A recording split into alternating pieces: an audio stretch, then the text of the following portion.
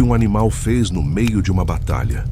E o que esse gesto revelou sobre um segredo que o rei do cangaço carregava escondido, que ninguém, nem a polícia, nem a imprensa, nem os pesquisadores de história, ninguém encontrou por décadas. Fica até o final, porque essa história tem uma reviravolta que vai mudar a forma como você enxerga Lampião para sempre. O sol do sertão não nasce, ele invade.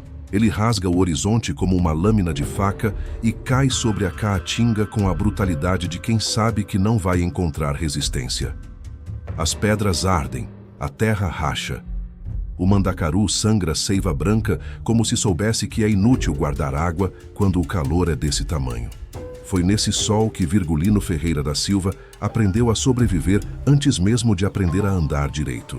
Nascido em 1897, numa fazenda chamada Passagem das Pedras, em Serra Talhada, Pernambuco, Virgulino era o quarto filho de Joaquim Ferreira da Silva, um homem simples que criava gado, cultivava o roçado e acreditava com a fé dos pobres honrados que trabalho e respeito eram suficientes para manter uma família em paz. Não eram. O Nordeste de 1900 não era um lugar, era uma sentença. Os coronéis mandavam mais do que Deus e mais do que a lei. O delegado era a pistola do coronel. O juiz era o sobrinho do fazendeiro. E o sertanejo pobre que cruzasse o caminho do poder, por acidente, por engano ou simplesmente por existir, pagava com o que tinha: a terra, a honra ou a vida. Joaquim Ferreira da Silva pagou com a vida. Em 1920, numa disputa de terras que nunca foi disputa de verdade, apenas a vontade de um coronel executada com balas, o pai de Virgulino foi assassinado. Os irmãos, mortos. A família, dispersa e humilhada. E Virgulino, que tinha 23 anos e um coração que o sertão tinha endurecido, mas não esmagado completamente, tomou uma decisão que o perseguiria por toda a vida. Ele pegou o rifle do pai e nunca mais o largou. Aqui começa a lenda. Não o homem, a lenda. Porque Lampião era muitas coisas ao mesmo tempo. Herói para os pobres, demônio para os ricos, notícia para os jornalistas do Sul, pesadelo para a volante, protetor para os humilhados e terror absoluto para quem cruzasse seu caminho do lado errado. Mas havia algo que ninguém sabia sobre Lampião. O homem mais temido do Brasil tinha um fraco. E esse fraco tinha 4 patas, uma mancha branca na testa e um par de olhos castanhos que sabiam ler o dono melhor do que qualquer ser humano jamais conseguiu. A história do Baio Estrela começa em 1927, no mercado de Custódia, quando Lampião ainda era um homem jovem. 30 anos, olhos que pareciam 2 carvões acesos atrás dos óculos redondos que usava desde menino. E procurava um animal que aguentasse o que o sertão exigia. Cavalos do cangaço precisavam ser mais do que cavalos. Precisavam aguentar dias sem água. Precisavam correr em terra pedregosa sem perder a ferradura. Precisavam ficar quietos quando a volante passava perto. Precisavam entender, com algum instinto que a ciência não explica direito, quando o dono estava em perigo. A maioria dos cavalos do bando durava meses, alguns anos. Raros eram os que se tornavam companheiros de verdade. O Baio Estrela não parecia especial quando Lampião o viu pela primeira vez. Era um cavalo zaino, pelo castanho escuro, quase preto, com aquela mancha branca na testa que os sertanejos chamavam de estrela. Tinha uns 4 anos. Estava sendo vendido por um vaqueiro de Salgueiro que precisava de dinheiro mais do que de cavalo. Lampião se aproximou. O cavalo olhou para ele. Não desviou o olhar. A maioria dos animais e a maioria das pessoas desviava o olhar de Lampião.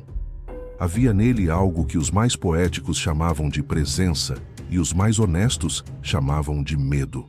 O Baio Estrela olhou para ele como se estivesse fazendo uma avaliação, como se fosse o cavalo escolhendo o dono e não o contrário. Lampião comprou o animal sem pechinchar. E quem conhecia o capitão sabe que isso era algo absolutamente extraordinário. Nos meses seguintes, o Baio Estrela provou o que seus olhos prometiam. Era rápido quando precisava ser rápido, silencioso quando precisava ser silencioso. E nunca, em nenhum momento registrado por qualquer membro do bando, nunca esperneou, nunca recuou quando Lampião precisava avançar. Mais do que isso, o animal parecia sentir o humor do capitão antes que o próprio capitão percebesse que tinha humor. Nos dias em que Lampião acordava com aquele silêncio perigoso, o silêncio que os cangaceiros reconheciam como sinal de que era melhor ficar longe, o Baio Estrela ficava quieto como uma estátua. Nos dias em que o capitão estava bem, o animal se aproximava, encostava o focinho no ombro do dono e ficava lá, respirando devagar, como se soubesse que aquele homem precisava de alguma coisa que nenhum ser humano era capaz de dar. Maria Bonita, a mulher de Lampião, a única pessoa que o conhecia de verdade, certa vez disse para uma das cangaceiras, numa conversa que sobreviveu porque foi repetida décadas depois: com o Baio, o Virgulino é outra pessoa. É o Virgulino de antes. Ninguém nunca soube ao certo o que ela quis dizer com o Virgulino de antes. Mas as pessoas que conhecem essa história inteira entendem. Julho de 1938. O Brasil estava mudando. Getúlio Vargas havia consolidado o Estado Novo. As rádios chegavam ao sertão. A modernidade avançava como frente de tempestade. Lenta, inevitável, destruindo tudo que era antigo no caminho. O cangaço era antigo.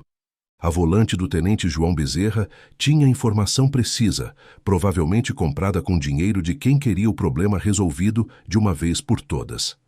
O bando estava acampado em Angicos, às margens do Riacho do Navio, em Sergipe. Lampião achava que estava seguro. Estava num dos refúgios mais remotos que conhecia. Estava descansando. Nunca se descansa de verdade quando se é Lampião.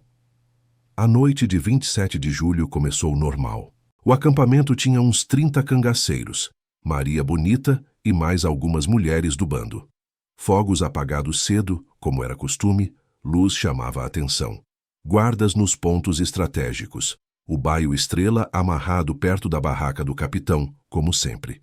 Mas antes de qualquer bala, e isso é o que poucos registros mencionam, antes do primeiro tiro, o Baio Estrela ficou inquieto. O animal começou a se mover, não em pânico. Era uma inquietação diferente, um bater suave de casco. Uma cabeça que subia e descia, um relincho abafado, quase um murmúrio. Zé Baiano, um dos cangaceiros que fazia guarda naquela noite, disse mais tarde que viu o Baio Estrela olhar para o mato às 2 da manhã, olhar fixo, focado, como quem vê o que humano nenhum estava vendo. Eu devia ter acordado o capitão, ele diria, décadas depois, com os olhos molhados de quem carrega um arrependimento que não passa. Mas eu achei que era cobra, bicho do mato. Mandei o cavalo calar. O Baio Estrela não calou. Ficou inquieto até o momento em que a volante atirou o primeiro tiro. E então o inferno começou. Espera, para um segundo aqui. Você está no meio de uma das histórias mais pesadas do cangaço e ela ainda não chegou na parte que vai te deixar sem chão. Se você ainda não segue o canal O Cangaço, faz isso agora.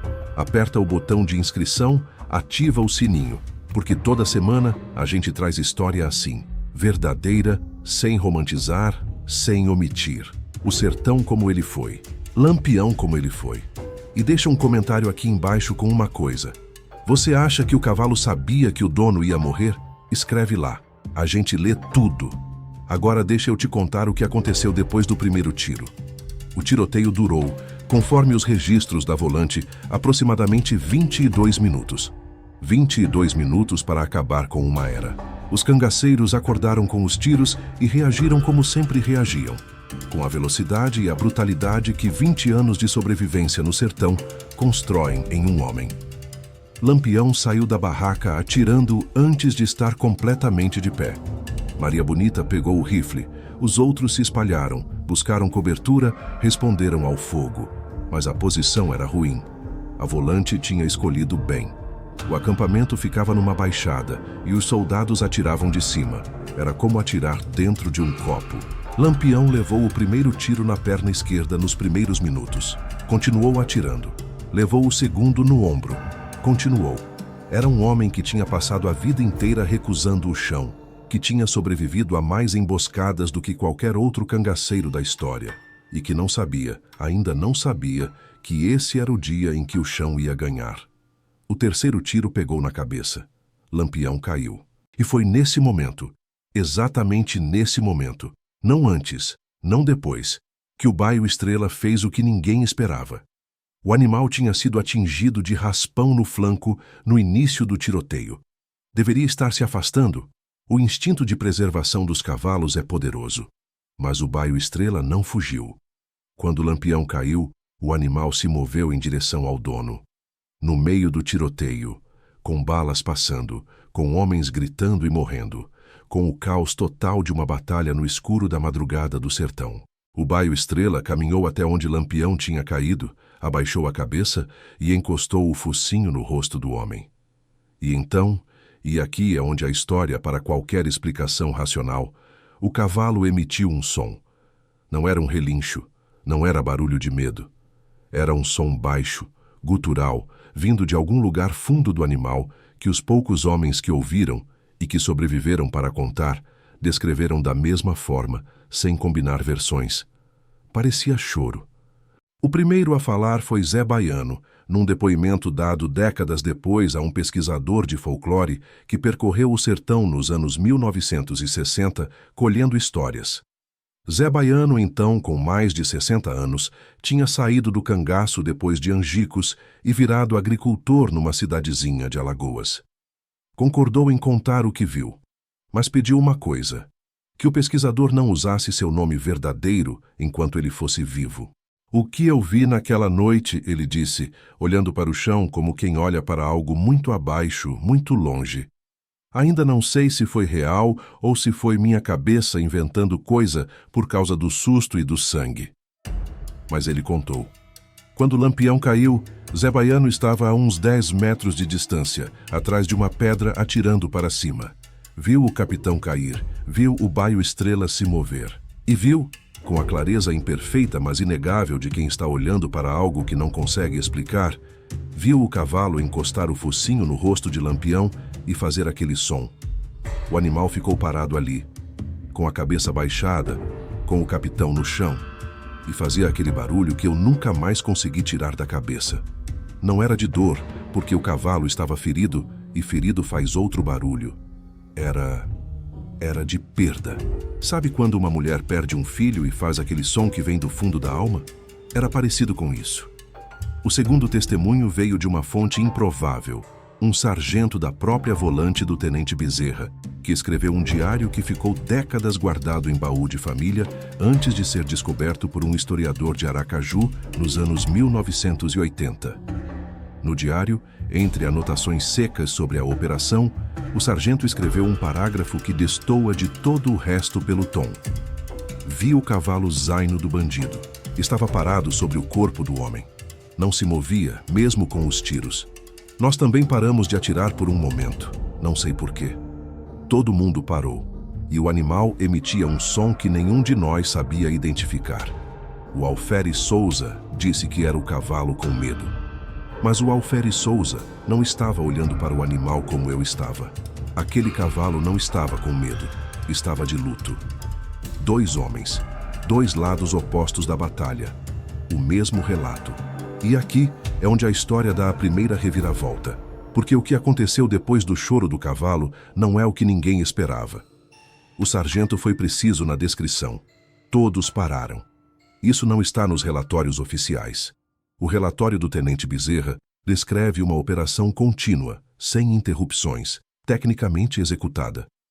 Mas o diário do sargento, escrito na mesma noite, diz outra coisa. Por aproximadamente 2 a 3 minutos, uma eternidade numa batalha, o tiroteio cessou. Dos 2 lados. Os cangaceiros que ainda estavam de pé pararam, os soldados pararam. E todos olhavam para a mesma coisa. Um cavalo ferido, parado sobre o corpo de um homem morto, fazendo um som que nenhum ser humano ali presente conseguia definir. O Alferes Souza foi o primeiro a falar em voz baixa. Que diabo de bicho é esse? Ninguém respondeu. Um dos cangaceiros começou a rezar em voz alta, não com raiva, com medo. O tipo de medo que não é medo de bala, mas de alguma coisa que a bala não resolve. Foi o tenente Bezerra quem rompeu a pausa. Gritou uma ordem. O tiroteio recomeçou. A batalha terminou pouco depois. O Baio Estrela foi atingido fatalmente durante esses últimos minutos. Caiu ao lado do dono. E aqui está a segunda reviravolta, a que ninguém esperava, a que mudou silenciosamente o curso da história do cangaço e que ficou enterrada por décadas. Durante aqueles 2 a 3 minutos em que o tiroteio parou, 3 coisas aconteceram que os relatórios oficiais jamais registraram. A primeira, 2 cangaceiros que estavam feridos, que quase certamente teriam morrido se a batalha tivesse continuado sem pausa, conseguiram se arrastar para o mato. Um deles era uma mulher, identificada muito depois, já nos anos 1970, como Dada, uma das cangaceiras mais jovens do bando. Ela sobreviveu. Viveu até os 90 anos. Nunca falou publicamente sobre Angicos, mas no leito de morte, segundo o relato de uma sobrinha, pediu que acendessem uma vela para o cavalo do capitão. A segunda, uma sacola de couro que Lampião carregava, continha cartas que ele tinha escrito e nunca mandado. Para a filha, para irmãos, para pessoas que tinha protegido ao longo dos anos. Cartas que revelavam um homem completamente diferente do monstro dos relatórios policiais. Parte dessas cartas sumiu. A parte que sobrou levou décadas para vir à tona. E quando veio, produziu um efeito estranho nas pessoas que leram. A sensação de que tinham julgado alguém sem nunca tê-lo conhecido. A terceira, e essa é a mais impossível de provar, e ao mesmo tempo a mais impossível de ignorar. Durante aquela pausa, o tenente Bezerra olhou para o cavalo. Olhou de verdade. E segundo o diário do sargento, o tenente ficou pálido. Não de medo de ser atingido, de outra coisa. O sargento escreve: vi no rosto do tenente algo que nunca vi antes em combate. Não sei o nome disso. Talvez vergonha, talvez reconhecimento. Como se aquele animal estivesse dizendo algo que o tenente entendia, mas não queria entender. O tenente João Bezerra ficou famoso depois de Angicos. Virou herói oficial. Deu entrevistas, recebeu homenagens. Mas há um detalhe que quem estudou sua vida posterior observa. Ele nunca mais montou a cavalo. Nunca mais. Em nenhum registro fotográfico, em nenhuma memória de contemporâneos, o tenente Bezerra aparece próximo de um cavalo. Ninguém nunca perguntou por quê. Mas agora, você sabe o que aconteceu na última vez que ele esteve perto de um. Chegamos ao coração da história. A parte que ficou enterrada. A revelação que só foi possível porque um pesquisador curioso nos anos 1980 encontrou o diário do sargento num sótão de Aracaju. Nas últimas páginas do diário, escritas semanas depois de Angicos, há uma informação que mudaria, se tivesse sido tornada pública na época, a narrativa oficial sobre o fim do cangaço. O sargento escreve que, nos dias seguintes à batalha, quando a volante estava organizando os corpos e os pertences recolhidos, um dos soldados encontrou algo nas celas do baio Estrela. Escondido numa abertura cuidadosamente costurada na parte inferior da cela, um esconderijo que só alguém que soubesse exatamente onde procurar encontraria, havia um envelope. Dentro do envelope, uma carta, escrita com a caligrafia reconhecível de Lampião, endereçada à minha filha Expedita, e mais, um documento, uma procuração, com firma reconhecida. O que isso significa? Que Lampião, em algum momento nos meses anteriores, tinha passado por uma cidade, entrado num cartório, feito uma coisa absolutamente banal e completamente impossível de conciliar com a imagem do bandido sem lei. Tinha registrado legalmente a transferência de uma propriedade, uma pequena fazenda, em nome da filha. O sargento escreve: mostrei o documento ao tenente. O tenente ficou olhando por um longo tempo. Depois disse que não era para mencionar isso a ninguém, que esse tipo de detalhe complicava as coisas. Queimamos a carta e o documento naquela noite. Mas eu copiei parte do que estava escrito antes de queimar. Não sei por quê. Pareceu importante. E então, nas últimas páginas do diário, o sargento copiou à mão um trecho da carta de Lampião para a filha. Poucas linhas. Só um trecho. Mas é o que há de mais humano em toda essa história. Escuta com atenção. Filha, eu sei que o que você ouviu de mim não é o que eu fui. Mas o que eu fui, não tinha como te contar. O mundo que me foi dado não deixou. Se você um dia receber esta terra, cuide dela. Plante o que puder, e não odeie. Não odeie ninguém, nem os que me perseguiram, nem os que me seguiram. O ódio foi o que me fez e o que me desfez. Você tem a chance de ser outra coisa. Seja. Essa carta estava na cela do baio Estrela. O cavalo carregava o homem. E carregava o que havia de mais humano no homem. E quando o homem caiu e não levantou mais, o cavalo ficou parado sobre ele, protegendo, com o próprio corpo, a última coisa que Lampião tinha escrito. A última coisa que Lampião tinha sido. Não o rei do cangaço, o pai que tentou, de dentro de uma vida impossível, deixar algo que não fosse violência para a única pessoa que amava sem ambiguidade. Angicos foi em julho de 1938. Expedita, filha de Lampião e Maria Bonita, tinha poucos meses de vida quando os pais morreram. Foi criada por parentes. Viveu uma vida longa e discreta. Faleceu em 2018, aos 80 anos. Nunca soube da carta. Nunca soube da fazenda. Nunca soube que o pai, numa sela de cavalo escondida numa batalha de madrugada no sertão de Sergipe, tinha tentado deixar para ela algo que não fosse a herança do medo. O baio Estrela não sabia de nada disso. Não sabia da carta, não sabia da fazenda, não sabia da filha. Sabia apenas do homem, e ficou com o homem até o fim.